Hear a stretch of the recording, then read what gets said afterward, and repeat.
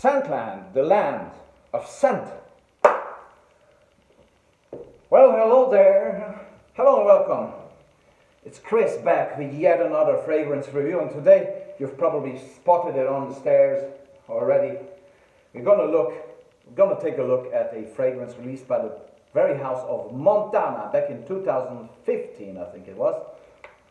And it's called Montana Initial, and it has this nice design on the box.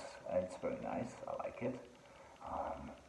It's a nice bottle, nice sort of wooden cap imitation, and then a rounded bottle toward this front part, okay? Montana Initial. Okay, so first of all about Montana. I've reviewed one or two Montana fragrances. Montana Homme, for example, back in Brooklyn, New York, a few years back, and so Montana as a brand has always been somehow under the radar for me, because in this part of Europe it's not very popular, and the marketing doesn't really reach us here at all of Montana, but I still was very curious about the brand, and as I say, I tried Montana Homme. I think Montana Homme Black, the black version, especially because they're close to my beloved Aramis Havana. So I had very good initial impressions with the brand. Okay, so I went to blind buy this. It was a blind purchase a few days ago. Montana Initial 2015. And Initial, what does the brand, what do they want to say with this name? What do they want to tell us? Okay, I've been digging up the related marketing, okay, of this, and it's really back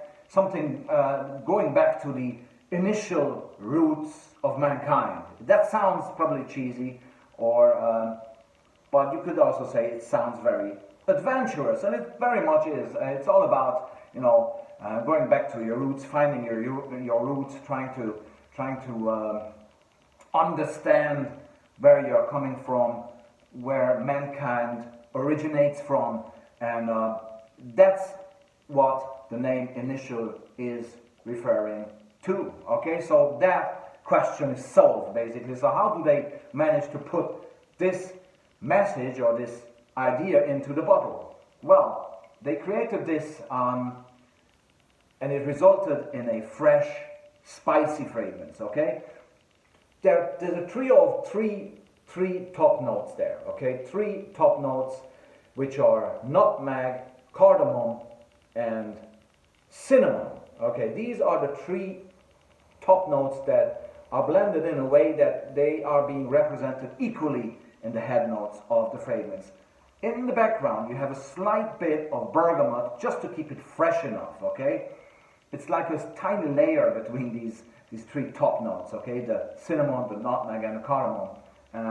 Afterwards, I have it on here. Afterwards, you get tonka bean, which is a good tonka bean. It's never too sweet, but it complements these three other fresh spicy notes very well. And at the base, you have some cedar wood, which is providing it a solid woody base. I would have preferred Dayak wood with this one, to be honest, to keep it even more exotic, more interesting. But cedar wood works also fine. Okay. Overall, it creates this warm, inviting, very calming, very relaxing, fresh, spicy,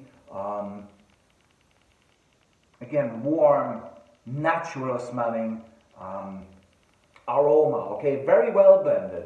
No note is really sticking out. It's a complex blend, and if I would need to compare this in its overall feel, it very much gives me something similar to Kenzo Jungle Homme. Okay, it has this dusty, fresh, spicy vibe going on. With Kenzo Jungle Homme, I think it's a bit more exotic smelling due to the lime that's in there and other stuff.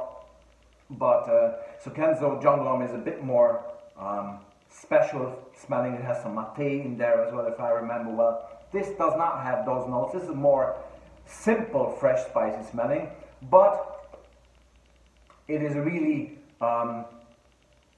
holding on to a very natural, projecting a very natural scheme here, okay? It's like you're sitting somehow, somewhere in Africa, you know, the sun has been out the whole day, you're sitting on the ground, maybe at the border of the desert and the bushy woodland, and you put your hand into the earth, just dig in, and then grab this pile of earth and smell it, okay? The earth that has been subjected to the warm sunshine the entire day, you just smell it, and this is how it smells, you know? It smells, again, natural and somehow warm, exotic, but somehow also familiar. It's not overly exotic, okay? So it's a very intimate smell. So I get the message of it smells like something that just calms you a lot. It puts you in a good place, okay? It calms you, especially in these crazy days, in this crazy world that we're living at today.